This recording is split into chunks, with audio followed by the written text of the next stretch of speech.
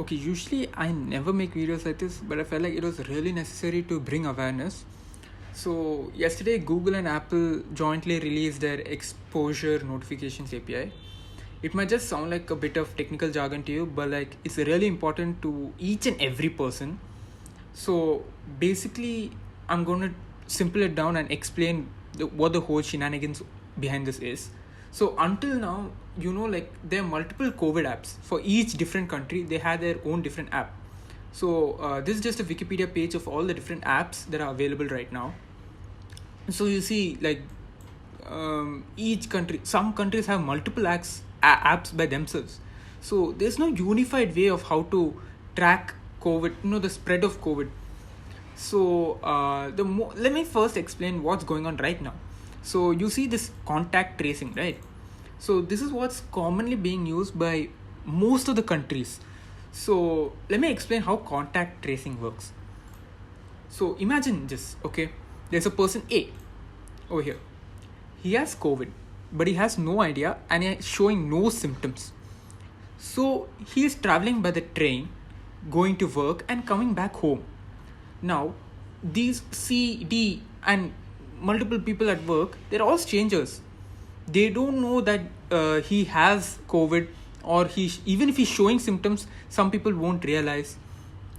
So the next day, suppose he wakes up with a fever and he decides to get a test and he tests positive. Now, he has come in contact with all these different people the previous day.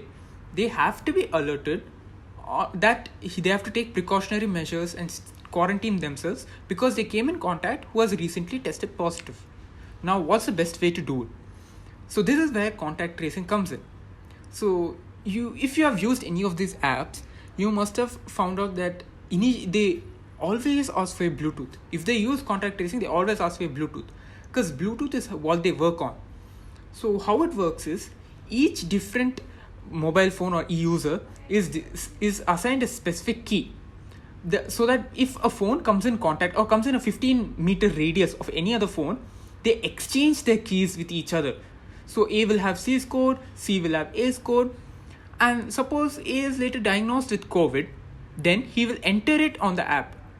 When he enters it, A's mobile, the app on it, will automatically upload the previous 14 days of Bluetooth keys. That is, who all he came in between 15-meter radius of, it'll upload it to the cloud. And all the other phones or all the other apps will automatically download all the people who have tested positive. It will download all their keys for the past 14 days.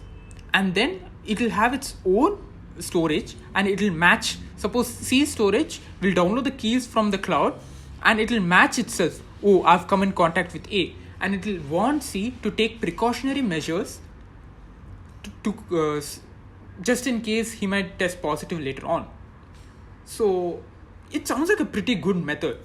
But the problem is Bluetooth is not created for this purpose, So what happens is if you lock your phone or if you just, swipe up to go home, start using some other app, or if you have a really big battery saver on your phone, then what happens is the app gets killed in the background. When your app gets killed in the background, it cannot talk to all the other devices that it goes on the path of. So imagine you're on a train. Why would you have your screen on all the time? You'll just lock it, keep it in your pocket. If you do that, the app stops working. And then you can't take the keys or talk to the other different devices. So here is where the exposure API comes in. So first, let me try to dumb down what an API is. So an API basically allows any app or program to access the service easily. So imagine you're using the Instagram app. It has an API built in to access the Instagram servers. So what this exposure notifications API does is that it easily allows apps to use Bluetooth in the background to have them open and allow them to talk to devices. Because that's what's the problem with contact tracing right now. And this helps combat that.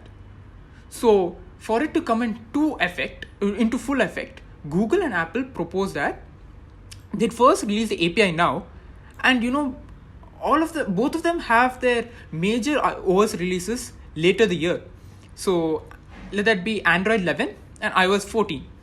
In both of those, they'll directly build it into the software so that you won't even need to install a separate app like Arogya Setu onto it. So it really helps working. It really helps solving the situation. So it's actually a two-step process.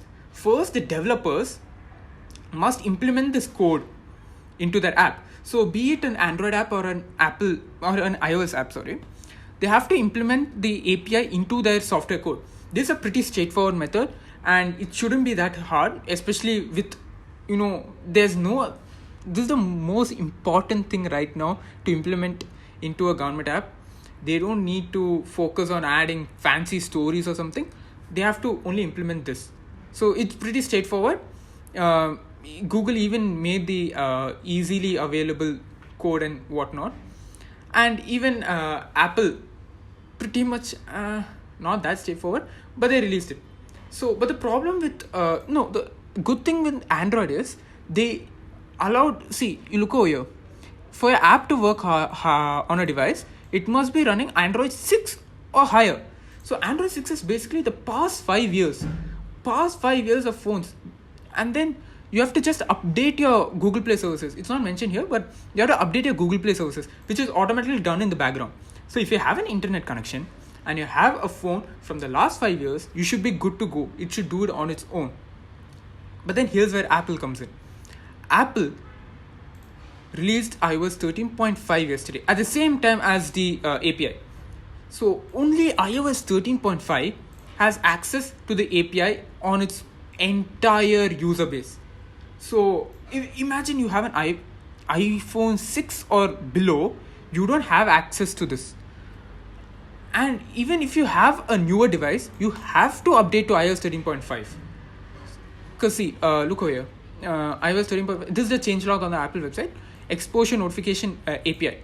So you have to download this. So let me just, most of you know this, but let me just explain how you update your iOS. You go to your settings, you tap general, you go to software update, you need download and install. Then it's not done.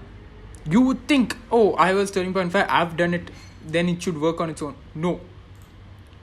You have to then go into, after updating, you have to go into privacy, you have to go into health, and you have to turn on COVID-19 exposure logging. This is the most stupid thing Apple has ever done. Because this is something that's, it's not supposed to be optional. Because it's not only for your health, it's also for others. Maybe they had to circumvent some privacy laws in some countries, so that's why they couldn't automatically enable it. But it absolutely makes no sense at this moment. So yeah, basically the entire reason I made this video was because I wanted to tell people, please update to iOS 13.5. If you're an Apple user, please update to iOS 13.5, because it's not only for you, it's for everyone around you. And please don't think, it's 400 MB, I can save my data, I can watch Netflix or whatever. This is, if you ever had to do one update in your life, this is the one for it. Trust me.